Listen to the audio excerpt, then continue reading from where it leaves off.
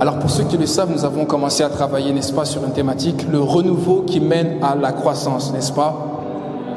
Le renouveau qui mène à la croissance. Qu'est-ce que tu as retenu déjà de la semaine dernière? C'était un impératif. Effectivement, ça c'est déjà un des premiers éléments qu'il faut retenir, c'est que la croissance spirituelle est un impératif. Ce n'est pas une option. Ce n'est pas du tout une option, mais c'est un ordre. À la limite, si je peux m'exprimer ainsi, que le Seigneur nous donne. Nous devons grandir. Nous sommes dans l'obligation de grandir. Cela doit faire partie de nos ambitions spirituelles. Et cela doit être aussi intentionnel. C'est ce que nous avions dit, accompagné d'actions concrètes et constantes que nous allons justement poser dans notre vie spirituelle pour connaître la croissance. Avant cela, j'avais parlé de 2 points ultimes, ou du moins je disais 2 points, 2 aspects de la personne de Christ, vers lesquels nous devons justement converger pour connaître la croissance. Parce qu'en fait, quand nous sommes en train de parler de croissance, nous sommes en train de parler de refléter la personne de Jésus-Christ. Ni plus, ni moins. La croissance, c'est aller vers la personne de Christ. C'est ressembler davantage à Jésus-Christ. Et nous l'avons vu à travers plusieurs passages, à travers plusieurs écritures, où justement la Bible nous enseigne, nous recommande, nous pousse vers une croissance, mais dans la personne de Christ, que nous puissions grandir à tous égards vers le Christ, que nous puissions justement atteindre la stature parfaite de Jésus-Christ. Donc le but ultime quand on parle de croissance spirituelle, c'est de ressembler à Jésus-Christ. Et je vous avais donné 2 aspects. 2 aspects. Bien que Christ est multifacette, il y a de multiples noms que Christ comporte qui nous permettent de comprendre sa nature. Mais il y a 2 aspects majeurs par lesquels il est possible de mesurer notre croissance en Jésus-Christ. Comme une manière de pouvoir, disons-le, mesurer, une manière de pouvoir définir notre croissance en Jésus-Christ. La première, du moins le premier aspect, c'était celle du lion, le lion de la tribu de Juda. Nous appelons Christ comme étant le lion de la tribu de Juda. Le deuxième aspect, c'était celui de l'agneau. Est-ce que vous comprenez ce que je suis en train de dire? Donc celui du roi et du sacrificateur. Et nous avions compris que grandir en Christ, c'est aussi grandir dans ces 2 voies. Celle du lion, celle de l'agneau. Celle du roi, mais aussi celle du sacrificateur. Celle des dons de l'esprit, des manifestations et des réalités spirituelles qui accompagnent l'enfant de Dieu, mais aussi celle du caractère de Jésus-Christ et porter justement le fruit de l'esprit, à savoir l'amour de Dieu, dans lequel il y a la patience, dans lequel il y a la bénignité, dans lequel il y a les 9 composantes justement du fruit de l'esprit. Donc ce sont, disons-le, 2 unités de mesure qui nous permettent de vraiment, année après année, nous permettent de mesurer combien nous sommes en train de prendre en dimension dans la personne de Christ. Il est possible de grandir dans une facette, mais d'être déséquilibré, c'est-à-dire manifester des dons de l'esprit. Et souvent, c'est ce que nous manifestons par impulsion assez rapidement, parce que dès que nous recevons l'esprit, qui est le donateur des dons spirituels, il est facile de manifester les dons. Est-ce que je parle à quelqu'un? De prophétiser, de guérir des malades. D'ailleurs, c'est ce que la Bible est en train de dire. Vous imposerez les mains aux malades et les malades seront guéris. Il est possible de recevoir Christ et le jour qui suit d'imposer les mains et de voir déjà le surnaturel être manifesté, des miracles s'opérer. Donc les dons de l'esprit, la manifestation du caractère du lion est une chose qui est assez, je dirais, commode et qui, dans les premiers mois qui suivent notre naissance en Christ, se manifeste. Pour ceux qui ont la foi, bien entendu, de voir Dieu se manifester dans cette dimension. Mais celle du fruit, celle de l'agneau, le caractère de Jésus-Christ est une dimension qui est encore plus difficile. Manifester le fruit de l'esprit, la patience, la maîtrise de soi et l'amour, au point où tu es capable de dire comme Jésus, pardonne ceux, pardonne ceux-là car ils ne savent pas ce qu'ils font, c'est une dimension qui est des plus difficiles. Et pourtant, il faut être équilibré. Donc la croissance va avec ces 2 aspects, ces 2 dimensions de Christ. Si tu veux essayer de mesurer année après année combien est-ce que tu as grandi en Christ dans ta spiritualité, tu mesures la capacité à manifester le lion, mais aussi à manifester l'agneau. Et ainsi, j'aimerais aussi vous dire que celui qui est assis sur le trône, ce n'est pas le lion, mais c'est l'agneau.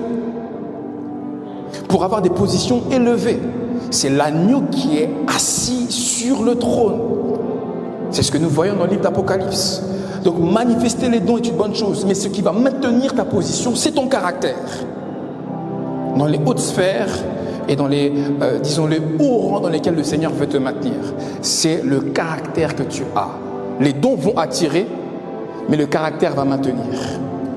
C'est pour cela que c'est très important, mes frères et mes sœurs, de grandir dans ces deux aspects. Donc ça, c'était simplement en guise d'introduction. Il faut qu'il y ait un équilibre parfait. Et nous avions dit qu'il y a 4 paramètres pour activer la croissance. 1, l'intentionnalité. Le fait d'être intentionnel dans le désir de grandir. Ça veut dire qu'à un moment donné, tu constates ta vie spirituelle et tu remarques que ça fait 2 ans, 3 ans, 4 ans que tu es en Christ, mais tu es encore au même niveau, dans une stagnation perpétuelle. C'est à toi de prendre la décision de grandir, d'être intentionnel dans ton désir de grandir, de passer à un autre cap, de passer à une autre dimension de spiritualité avec Jésus-Christ. Donc c'est à toi de prendre la décision de faire un pas de plus vers la prochaine dimension. Donc le fait d'être intentionnel. Tu as une responsabilité dans ta croissance. Ce n'est pas toujours la faute des démons, ce n'est pas toujours la faute des sorciers, ce n'est pas toujours la faute des malédictions, des condamnations, des occultismes, mais parfois une dimension de notre croissance est attachée à notre capacité à être intentionnel dans le désir de grandir. C'est-à-dire, il y a des frustrations qui peuvent naître en toi et qui te poussent justement à aller chercher le Seigneur pour grandir davantage. Est-ce que je parle à quelqu'un ? Ça, c'est très important. Le deuxième point, c'était ce que la sœur Constance était en train de dire, c'était l'alimentation. L'alimentation, c'est tout à fait normal. Lorsque vous avez un enfant, un bébé, il faut lui donner de la nourriture, n'est-ce pas ? À un certain âge, on lui donne du lait. Mais à un autre âge, on va lui donner d'autres aliments un peu plus solides parce que son corps, parce que sa composition requiert justement d'autres aliments. Donc c'est très important. L'alimentation spirituelle, la parole que toi tu reçois. La Bible déclare, la Bible est en train de dire, la foi vient de ce qu'on entend, et ce qu'on entend vient de la parole de Christ, n'est-ce pas ? Et c'est ce qui produit justement la foi dans ton cœur et dans ton être, ce que tu entends. Ce que tu entends, c'est ta nourriture spirituelle. Donc ça, c'est primordial. Lire la parole de Dieu. Et c'est ce vers quoi je vous avais justement insisté. C'est ce vers quoi je vous avais conduit. C'est très important, mes frères et mes sœurs, que de lire la parole de Dieu, mais de manière régulière. Le frère Welcome était en train d'en parler, il parle de consécration. Vous savez, la consécration ne s'arrête pas justement sur la chair. La consécration, c'est une vie de tous les jours où nous sommes en train de nous dédier à Dieu, de dédicacer nos vies à Dieu dans tous les aspects de notre vie. Se consacrer uniquement lorsque tu montes sur la chair est une hérésie. Lire la parole de Dieu uniquement quand tu sais que tu vas prêcher, quand tu sais que tu vas exhorter, est déjà une preuve que tu es malade spirituellement. Il y a des carences spirituelles dans ton corps. Comme lorsque tu ne prends pas certains aliments, cela peut produire sur le plan de la santé physique des carences. Lorsque tu ne lis pas la parole de Dieu de manière régulière, il y a des carences spirituelles que tu peux commencer à engendrer. Un véritable enfant de Dieu, un véritable disciple de Jésus-Christ se doit de lire la parole de Dieu tous les jours. Alors vous me direz, apôtre, c'est vrai, c'est peut-être facile à dire, mais plus difficile à faire. Il y a une discipline et c'est pour cela que nous sommes appelés disciples de Jésus-Christ. Peut-être qu'il y a des moyens mémotechniques, des stratégies que tu dois essayer de mettre en place pour lire la parole de Dieu. Ne serait-ce que 5 minutes le matin, 5 minutes le soir. C'est très, très, très important.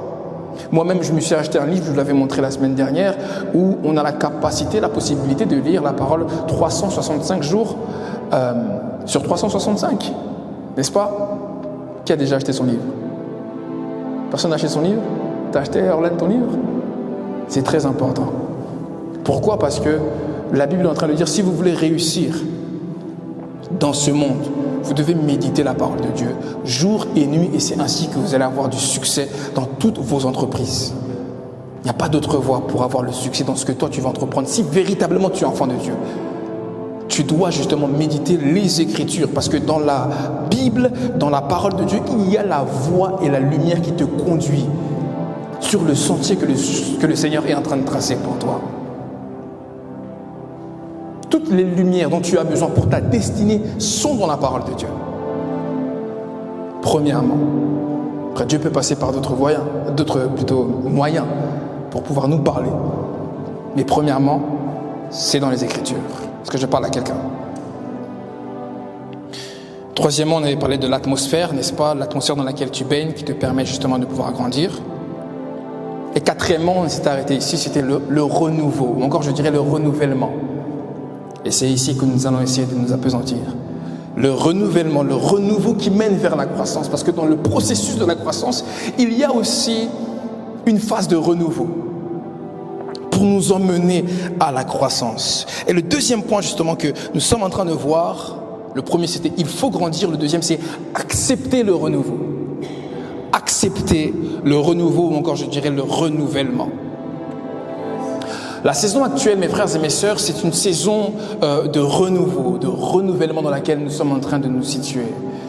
J'étais en prière en ce mois d'août et je me posais la question de savoir quel était le thème, quel était le message, quelle était la voix, le cri que je devais apporter justement à la jeunesse pour le mois de septembre.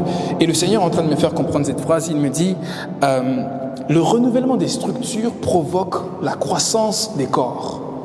Oh, Saint-Esprit. C'est une phrase plutôt étrange. J'entends ça là clairement dans mon esprit. Le renouvellement des structures provoque la croissance des corps. Et ainsi, l'Esprit de Dieu est en train de me faire comprendre qu'il y a comme un lien de cause à effet entre la structure et le corps. Il y a un lien qui existe. Il y a comme une sorte de corrélation entre la structure qui abrite le corps et le corps qui est dans la structure. Quand je parle de corps ici, je parle de matière, je parle de substance. Je ne parle pas du corps humain. Amen. Est-ce que j'arrive à me faire comprendre? Il y a le renouvellement de la structure. Et lorsqu'elle se renouvelle, elle permet à ce que le corps, la matière, la substance dans la structure puisse commencer à croître et à grandir. Prenons un exemple. Là, j'ai une bouteille d'eau, n'est-ce pas? La bouteille d'eau que vous avez, cristalline, cette bouteille d'eau, cette bouteille en plastique, c'est la structure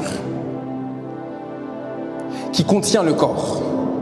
Le corps ici, c'est simplement c'est l'eau, H2O, c'est ça, hein? C'est l'eau, contenue justement dans la bouteille en plastique. De manière factuelle, simple et logique. Si je veux augmenter la quantité d'eau qui réside dans cette bouteille, je dois augmenter la structure. Est-ce que je parle à quelqu'un? C'est logique, c'est simple. Mais c'est un principe spirituel.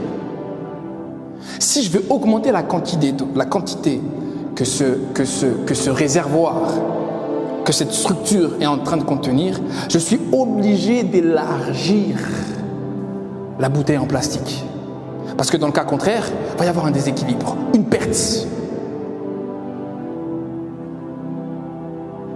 Le renouvellement des structures provoque la croissance des corps, de la matière ou encore de la substance. Un autre exemple que je pourrais vous donner, c'est que vous avez une famille, un homme et une femme qui viennent de se marier, qui achètent une maison ou un appartement, peut-être 2 pièces. Ils emménagent, par la grâce de Dieu, ils ont leurs clés, leur voiture, une Smart. Et par la grâce de Dieu, les années sont en train de défiler et ils ont des enfants. Premier enfant. Peut-être après, Dieu permettra qu'ils puissent avoir des jumeaux. Et ça fait 3 enfants dans un appartement de 2 pièces. Est-ce que vous pensez, de manière logique et simple, qu'ils vont rester dans cette maison? Ils ne resteront pas dans cette maison. Parce que la structure ne permet pas justement l'épanouissement des corps ou encore des membres de la famille de manière un peu plus simple. Donc il faut qu'ils puissent prendre une autre architecture pour permettre à ce que la famille au sein de la maison puisse croître de manière saine. Est-ce que j'arrive à me faire comprendre? C'est simple, mais je vous assure que c'est un principe spirituel. Pour que la famille puisse se développer et peut-être commencer à engendrer encore et encore des enfants, se multiplier et dominer comme le Seigneur est en train de nous dire dans le livre de Genèse, il faut que la maison aussi puisse se développer. Sinon, il va y avoir un déséquilibre au sein de ce foyer. Est-ce que je parle à quelqu'un? De la même manière aussi dans l'église, il y a une structure interne, c'est-à-dire une organisation. Et il y a un corps, à savoir le corps du Christ. Mais quand je parle du corps du Christ, je parle des membres qui font partie justement d'une église. Et dans une église locale, il y a toute une organisation, n'est-ce pas? Ça, c'est la structure, ça, c'est l'architecture. Quand on parle des départements, on parle de toute une organisation qui est mise en place pour permettre à ce que les corps au sein de cette structure puissent croître et grandir de manière saine.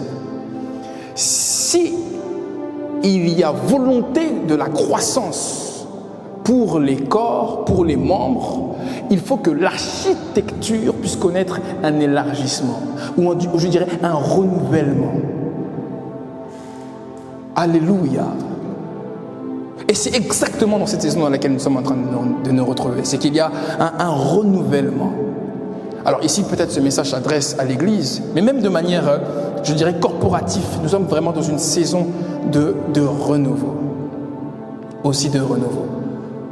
Donc pour qu'il y ait croissance du corps au sein de l'Assemblée, il faut qu'il y ait croissance de l'architecture, de la structure qui comporte le corps. Est-ce que je parle à quelqu'un? Est-ce qu'on est ensemble? On est ensemble? Et le Seigneur m'a mené dans une écriture, dans un passage que j'aimerais vous partager, dans lequel l'Esprit de Dieu a commencé à m'enseigner justement sur ce principe spirituel du renouveau qui mène à la croissance. C'est dans Luc 5, 29 à 39. Lorsque vous y êtes, frère Noé, si tu as trouvé, j'aimerais que tu puisses nous assister, s'il te plaît.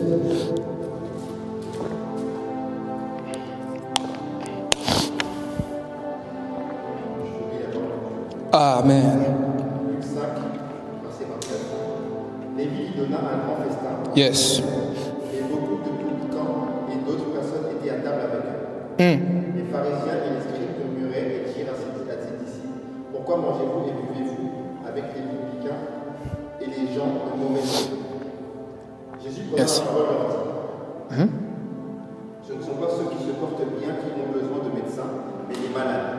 Je ne suis pas venu appeler à la repentance des justes et des pécheurs. Ils lui dirent: les disciples de Jean, comme ceux des pharisiens, jeûnent fréquemment. Et ils font des prières. Tandis que les siens mangent et boivent, il leur répondit: pouvez-vous faire jeûner les amis de l'époux pendant que l'époux est avec eux? Ok. Des jours viendront où l'époux leur sera enlevé, alors ils jeûneront en ce jour-là. Il leur dit aussi une parabole. Personne ne déchire d'un habit neuf morceau pour le mettre. Personne ne déchire d'un habit neuf un morceau pour le mettre dans un vieil habit. Yes. Car il déchire l'habit neuf et le morceau qu'il a pour mettre le vin nouveau. Mais il faut mettre le vin nouveau dans d'autres outres neuves. Et personne, après avoir bu du vin, ne veut du nouveau. Car il dit le vieux vin est bon. Amen. Parole du Seigneur. Que le Seigneur te bénisse. Jésus-Christ était le meilleur des enseignants. Christ était le meilleur des orateurs. Lorsqu'il était en train de justement parler à chacun des disciples auxquels il était exposé, très souvent, vous remarquerez qu'il va prendre des images, des illustrations, afin de transmettre la pensée de Dieu. Dans ce passage que nous sommes en train de lire, il y avait confrontation. Et à plusieurs reprises, il y a eu confrontation avec les scribes ou encore avec les pharisiens. Parce que la plupart des disciples, ou encore je dirais, excusez-moi, la plupart des membres du Sanhédrin ou encore des croyants de l'époque liés au judaïsme avaient comme hostilité par rapport à la personne de Jésus-Christ et par rapport à l'enseignement qu'il était en train d'apporter. Et donc dans ce texte-là, Christ va rencontrer Lévi, il va aller manger chez lui. La Bible est en train de nous enseigner qu'il va manger avec des personnes de mauvaise vie, vous le savez, comme les collecteurs d'impôts ou encore comme les prostituées. C'était des personnes qu'il considérait justement comme malades. Et la Bible est en train de dire ce ne sont pas les bien portants. C'est lui-même qui le dit aux pharisiens qui ont besoin de médecins. Mais ce sont justement les personnes qui sont malades, qui ont besoin que Dieu vienne à eux en quelque sorte. Et les pharisiens étaient là en train de chercher ne serait-ce que des détails dans l'enseignement de Jésus, dans la vie de Jésus, pour accuser justement le maître. Et la Bible est encore en train de dire que les pharisiens vont se rapprocher de lui et lui dire « Mais pourquoi est-ce que tes disciples ne jeûnent pas ? Pourquoi est-ce que tes disciples, comme même ceux de Jean, ne jeûnent pas ?» Et Jésus est en train de leur dire « Mais tandis que l'époux est avec eux, ils n'ont pas besoin de jeûner, puisque je suis avec eux. Lorsque l'époux partira, ainsi, alors ils pourront se mettre à jeûner. » Et il donne une parabole pour encore expliquer, ou je dirais appuyer sa thèse ou son argument. Jésus est en train de dire, il ne faut pas mettre du vin nouveau dans de vieilles outres. Autrement, les outres peuvent éclater. En réalité, il faut mettre le vin nouveau dans de nouvelles outres, afin qu'elles puissent être conservées et gardées. Dans le contexte dans lequel le Seigneur était en train de parler, c'était « Vous êtes pharisiens, vous êtes disciples du Sanhédrin ou encore, en quelque sorte, du judaïsme. » Et il était en train de leur dire « Ce que je suis en train d'apporter, ce n'est pas l'abolissement, mais c'est un accomplissement. Et c'est le vin nouveau, c'est-à-dire le royaume de Dieu, que je suis en train de manifester sur la terre. Mais celui-ci ne peut pas être contenu dans un système arriéré. » En parlant justement du christianisme. Ça, c'est simplement le contexte que Christ était en train de vouloir transmettre comme pensée à ceux de son époque. J'ai un message à vous apporter. J'ai une pensée à vous donner. Le royaume des cieux est en train de venir vers vous.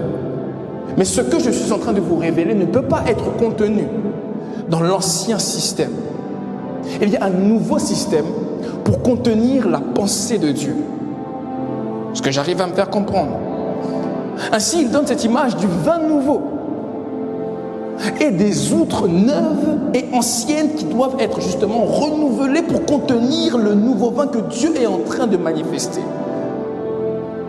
Et dans notre saison, ou je dirais même dans notre vie, il y a aussi des saisons par lesquelles Dieu nous permet de connaître ce que j'appelle le vin nouveau. Le vin nouveau, c'est la vie de l'esprit que Dieu lui-même est en train de télécharger en nous. Ce sont les réalités spirituelles, les manifestations de l'esprit. Lorsque je reçois Christ, je ne reçois pas automatiquement les dons ou la manifestation surnaturelle de l'esprit. Certes, je reçois le salut de Dieu, mais je ne parle pas de suite en langue. Il faut qu'il y ait un débordement de l'esprit, une plénitude, afin que l'esprit de Dieu commence à s'exprimer au travers de moi. Le vin nouveau. L'ivresse de l'esprit.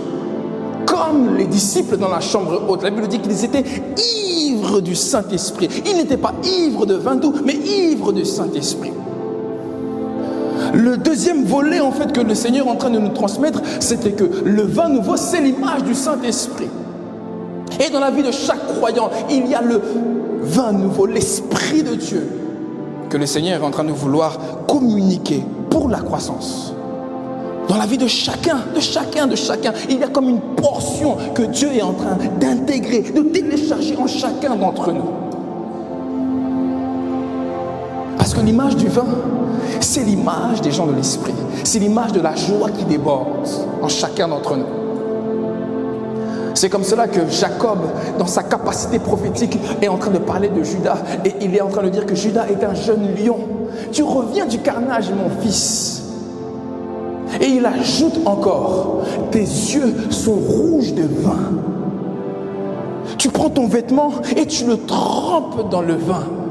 Ton manteau dans le sang des raisins. Parce que le vin, c'est l'image de la spiritualité en réalité. Ainsi même dans Apocalypse, vous êtes en train de lire, la Bible dit, vous ne ferez pas de mal à l'huile et au vin. Parce qu'en fait, l'huile et le vin sont deux dimensions même de l'esprit. Le vin, on peut considérer cette dimension de l'esprit qui pénètre en toi. L'huile, ça peut être cette dimension de l'esprit qui, en vérité, couvre ta vie. La dimension intérieure et la dimension extérieure. Et la Bible dit, le vin nouveau, on ne peut pas le mettre dans de vieilles outres. Frères et sœurs, dans ce texte, il y a plusieurs éléments qu'on peut essayer de décortiquer. Moi, je n'ai relevé 4. Il y a 4 éléments. Je dirais peut-être 3 éléments qui sont hyper importants. Un, c'est le vin nouveau. Le deuxième élément, ce sont les outres. Dis à ton voisin les outres. L'outre, au fait, c'est la structure. Est-ce que je parle à quelqu'un? Rappelez-vous ce que je vous ai dit tout à l'heure. Le renouvellement des structures provoque la croissance des corps. Annelle, elle me regarde et me dit, qu'est-ce que tu es en train de raconter là? Le renouvellement des structures provoque la croissance des corps. L'outre, c'est toi, Orlan. C'est mon ministère. C'est ma personnalité. C'est ce que je suis. L'outre me représente. Le vin nouveau, attaché à la responsabilité de Dieu, c'est la portion de l'esprit que le Seigneur dépose dans l'outre, que je représente et que je suis. Parce que Dieu est en réalité aussi le divin potier. Est-ce que je parle à quelqu'un? Mais voici ce que Dieu est en train de dire. Pour que le vin nouveau soit conservé, on ne peut pas le mettre dans des outres anciennes. Il faille que l'outre soit renouvelé. Parce que le vin ne peut pas se conserver dans des outres anciennes. Il y a comme un contact entre le vin nouveau et l'outre qui produit un effet. Sinon, le Seigneur n'aurait pas parlé ainsi. Pourquoi on ne peut pas conserver le vin nouveau dans de vieilles outres? C'est la question qu'on peut être à même de se poser. En fait, le vin nouveau, lorsque le Seigneur le dépose, ou du moins l'image même que nous pouvons recevoir de cela, c'est que le vin fermente. C'est-à-dire que le vin prend en maturité. Et d'ailleurs, lorsque le vin est en train de prendre en maturité, le vin devient de plus en plus bon. Est-ce que je parle à quelqu'un? On parle justement du vieux vin comme étant un bon vin parce qu'il a pris de l'âge. Et la fermentation de ce vin au contact des vieilles outres est en train de fissurer les vieilles outres. Il y a comme une sorte, scientifiquement parlant, de gaz carbonique que le vin est en train d'émettre par la fermentation qui va briser au fur et à mesure l'outre. Est-ce que j'arrive à me faire comprendre? Autrement dit, quand le Seigneur permet que le vin nouveau arrive dans ta vie, il y a aussi une fermentation qui a lieu en toi. Les choses de l'esprit sont en train de croître. Les choses de l'esprit sont aussi en train de grandir. Mais pour permettre une croissance saine, il faut que l'outre que toi et moi représentons soit renouvelé comme étant une outre neuve. Et cela passe par une mort à soi-même, un changement, un renouvellement, un renouveau, afin que le vin en toi puisse commencer à croître et à grandir. Est-ce que je parle à quelqu'un? S'il n'y a pas ce processus-là, il n'y a pas de conservation du vin. Si l'outre est ancienne, quand le Seigneur dépose le vin nouveau, elle va finir par se rompre et le vin va se répandre au sol. C'est le principe de la loi du renouvellement continu. Comme l'aigle, pour connaître un certain âge, il doit se renouveler de manière continuelle et perpétuelle. Vous savez, cette image que nous sommes souvent en train de donner, où l'aigle est en train d'aller se cacher dans une montagne, il part en retraite pendant quelques semaines, il casse son bec, il casse ses ongles. En vérité, selon la science, c'est faux. Vous pouvez faire des recherches, l'aigle ne fait pas ça. Bien que ça paraît beau, mais en vérité, c'est pas la vérité. Est-ce que je parle à quelqu'un? En réalité, ça n'a rien à voir avec le processus de régénération de l'aigle. En fait, il le fait de manière continuelle. Chaque année, il change son plumage de façon continuelle, scientifiquement. Chaque année, l'aigle change, il se renouvelle. Il connaît un processus de renouveau justement pour garder son plumage tel qu'il est et avancer vers un âge encore plus ancien. Et l'homme doit fonctionner de la même manière. L'homme doit marcher de la même façon. Mes frères et mes sœurs, on arrive à un temps où Dieu est en train de vouloir déposer le vin nouveau au sein de son assemblée. À chaque saison que Dieu veut instituer ou inaugurer dans un temple, dans une église, dans la vie d'une personne, il va déposer le vin nouveau. Une soif de l'esprit, une soif des dons, une soif de la gloire de Dieu, une soif de la présence de Dieu. Mais pour cela, il y a des outres anciennes qui doivent être brisées, qui doivent être changées, renouvelées, afin que l'outre soit neuf. Il y a des systèmes de pensée que tu dois abandonner. Il y a des systèmes de pensée que tu dois complètement délaisser. Des mentalités archaïques, anciennes, que tu dois déchirer. Afin de conserver le vin en toi et sa fermentation.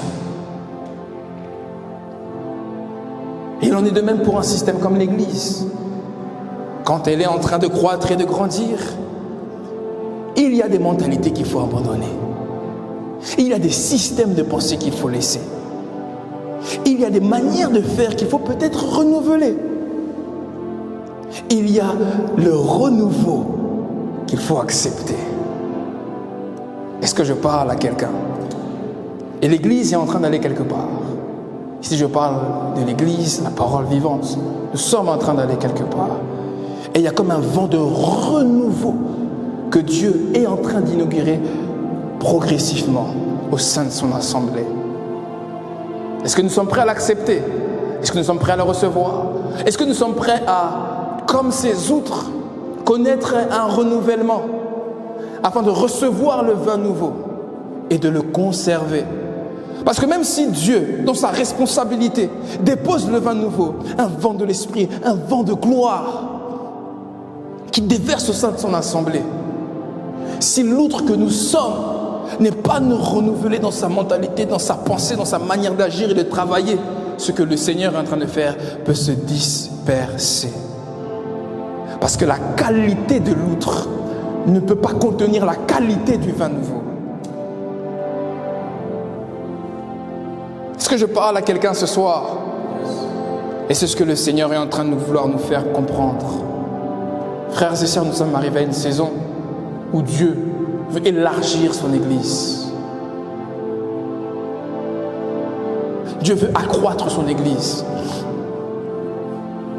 Mais cela passe par le renouvellement des autres que chacun de nous sommes. Parce que cela est attaché à notre responsabilité. C'est à toi de changer ta manière de penser.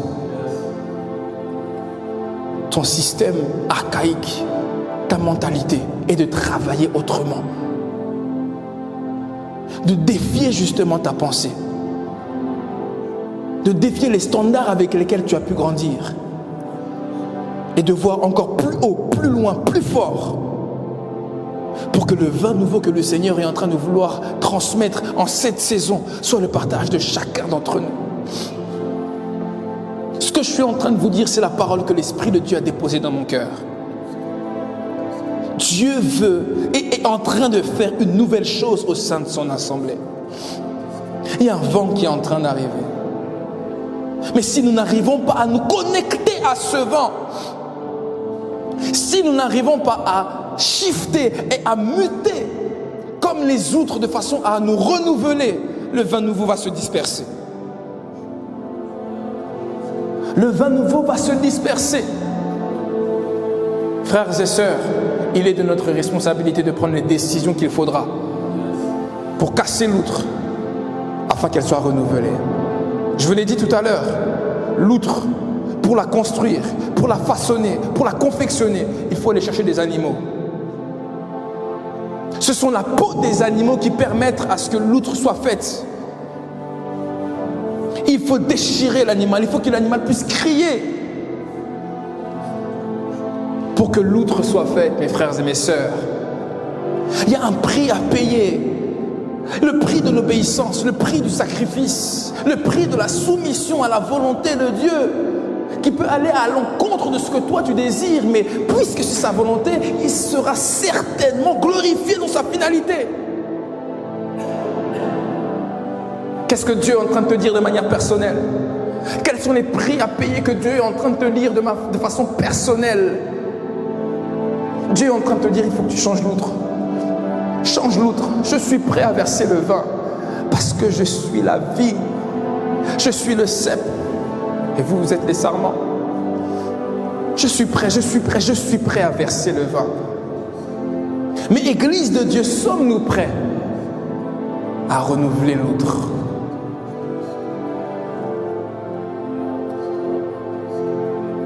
Ah, ma sœur Constance, sommes-nous prêts à plus avec Dieu? Sommes-nous prêts à sacrifier la peau de l'animal, à sacrifier parfois nos plaisirs, nos désirs, nos ambitions, nos volontés personnelles pour que Dieu soit véritablement glorifié au travers de nous?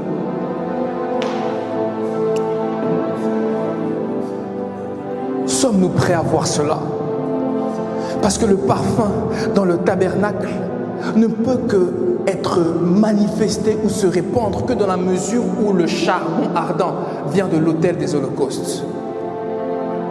Frères et sœurs, pour alimenter l'autel des parfums, juste devant le voile du lieu très saint, il faut que le charbon soit amené de l'autel des holocaustes. Là où il y a des cris, là où il y a le sacrifice, là où il y a le sang qui coule. Parce que l'autel des holocaustes est attaché à l'autel des parfums. S'il n'y a pas de sacrifice, il n'y a pas de parfum devant le lieu très saint. Les Lévites le savaient. Pour alimenter l'autel de parfum, il fallait aller chercher les charbons de l'autel des holocaustes qui brûlaient les sacrifices, les brebis, les béliers. Frères et sœurs, de même aussi, pour conserver le vin nouveau, il faut une outre neuve. Est-ce que nous sommes prêts à accepter la nouveauté? Est-ce que nous sommes prêts à accepter les cellules de restauration? Est-ce que nous sommes prêts à accepter ce sacrifice par lequel nous sommes en train de passer? L'outre est en train de changer. L'outre est en train de se renouveler parce que Dieu amène un vin nouveau dans son assemblée. Mais la question que nous sommes en train de nous poser, c'est: sommes-nous prêts à accepter? Jeunesse de la parole vivante, sommes-nous prêts à payer le prix? Ce message ne te concerne pas personnellement, mais il concerne tous les jeunes de notre Église. Parce que nous sommes tous appelés à une responsabilité et à jouer notre rôle dans cette assemblée.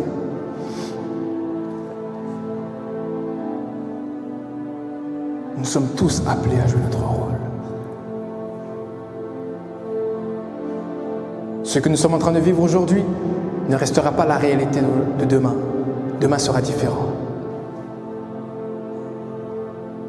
Dieu ne nous appelle pas à rester dans ce lieu 10 ans, 20 ans, 30 ans. Dieu nous appelle à beaucoup plus. Mais l'outre doit changer. Et chaque membre de l'Église est une composante de cet outre. Si chacun se renouvelle, l'outre tout entière se renouvelle afin de conserver le vin. Afin de conserver le vin nouveau. Afin de conserver le vin nouveau. Alléluia. Parole du Seigneur.